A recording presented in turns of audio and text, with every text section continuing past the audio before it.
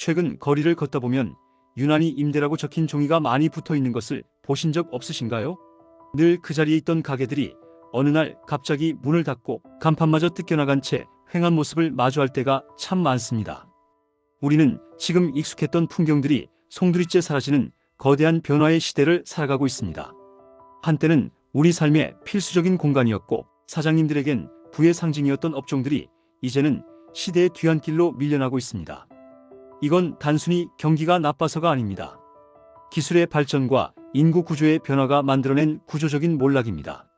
오늘은 우리 곁에서 조용하지만 확실하게 소멸하고 있는 업종 8가지를 추적해봅니다. 첫 번째 몰락 업종은 동네 목욕탕입니다. 주말 새벽이면 아버지 손을 잡고 가던 그 북적이던 목욕탕들이 줄 폐업하고 있습니다. 통계청 자료를 보면 매년 수백 곳이 흔적도 없이 사라지는 중입니다. 동네의 사랑방이자 랜드마크였던 굴뚝에서 하얀 연기가 피어오르는 모습은 이제 정말 보기 힘든 풍경이 됐습니다. 가스비와 전기료 같은 에너지 비용은 폭등하는데 손님은 끊겼습니다. 신축 아파트마다 욕조가 잘 갖춰져 있고 헬스장 샤워 시설이 대중화되면서 굳이 돈 내고 목욕탕을 갈 이유가 사라진 겁니다. 버티다 못한 사장님들은 결국 폐업을 선택하고 그 자리는 대형 카페나 고시원으로 빠르게 바뀌고 있습니다. 두 번째는 학교 앞 문방구입니다. 등하굣길 아이들의 참새 방앗간이었던 문방구도 멸종 위기입니다. 준비물 없는 학교 정책이 시행되면서 학용품 수요가 급감했고 그나마 남은 수요조차 대형 다이소나 쿠팡 같은 온라인 쇼핑몰이 전부 흡수해버렸습니다.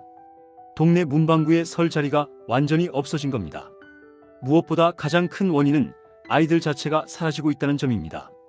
저출산 여파로 학교 앞은 텅 비었고 아이들이 떠난 자리는 무인 아이스크림 가게나 인형 뽑기방이 차지했습니다.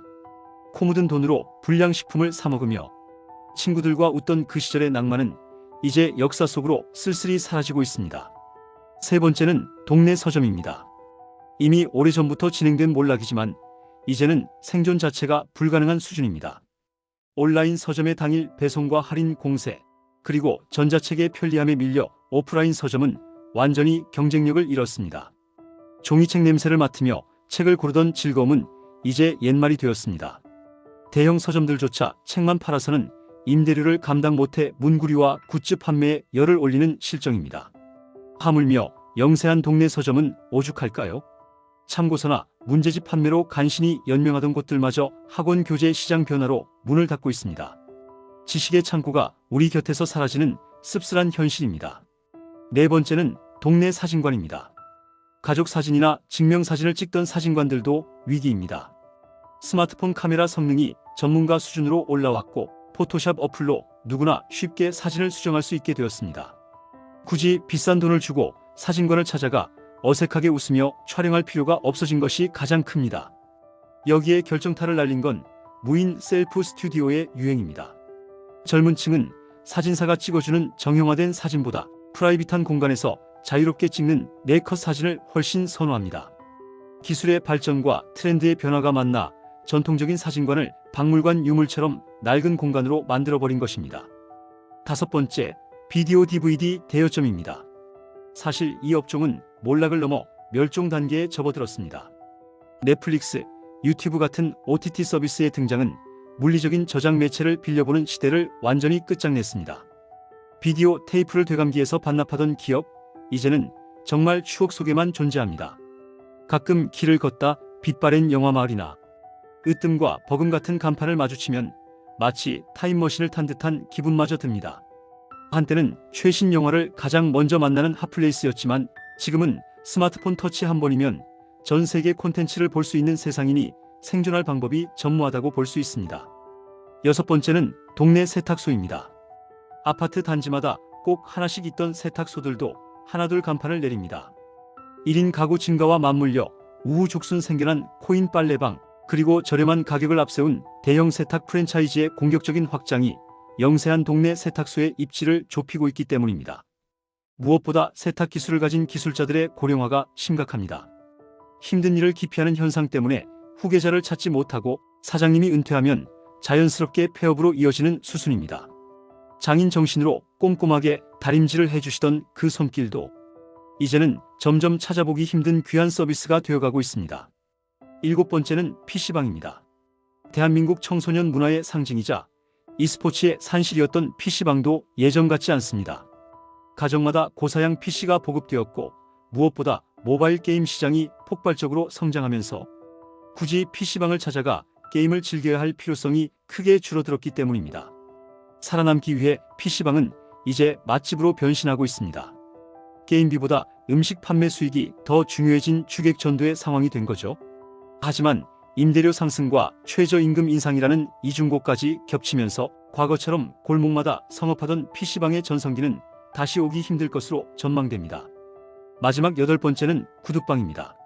지하철역 입구나 길모퉁이의 작은 컨테이너에서 구두를 닫고 굽을 갈아주던 구두방들도 빠르게 사라집니다. 기업들의 복장 자율화로 정장 구두를 신는 직장인이 급격히 줄었고 운동화나 스니커즈를 신는 편안한 출근룩이 대세가 되었기 때문입니다. 게다가 요즘은 신발이 낡으면 고쳐 신기보다 저렴한 새 신발을 사고 버리는 패스트 패션 소비가 익숙한 시대입니다. 수선 수요 자체가 말라버린 것이죠. 도시 미관 정비 사업이라는 명목하에 강제로 철거되는 경우도 많아 장인들의 투박한 손길은 이제 역사 속으로 사라지고 있습니다. 지금까지 조용히 사라지고 있는 8가지 업종을 살펴봤습니다. 누군가에게는 단순히 조금 불편해진 일상의 변화일지 모르지만 이 업종에 평생을 바친 종사자들에게는 생존이 걸린 잔인한 현실입니다. 기술의 편리함 뒤에는 언제나 누군가의 눈물과 몰락이 그림자처럼 드리워져 있기 마련입니다. 자본의 논리와 시대의 흐름은 거스를 수 없다지만 우리 곁을 지키던 정겨운 풍경들이 너무나 빠르게 지워지는 모습은 어딘가 씁쓸한 뒷맛을 남깁니다. 여러분의 동네는 안녕하신가요? 오늘 퇴근길 혹시 사라진 간판이나 텅 빈 가게가 없는지 한번 유심히 살펴보시는 건 어떨까요? 어쩌면 우리가 편리함만을 좇는 사이 소중한 추억이 깃든 공간들을 우리 스스로 밀어내고 있는 것은 아닌지 모르겠습니다. 사라지는 것들을 기억하는 것도 결국 남은 자들의 몫일 테니까요. 여러분이 기억하는 가장 그리운, 이제는 사라진 장소는 어디인가요? 댓글로 남겨주시기 바랍니다. 우리는 더 편리한 세상을 원하지만 그 편리함이 가져오는 삭막함까지 원한 건 아니었을 겁니다.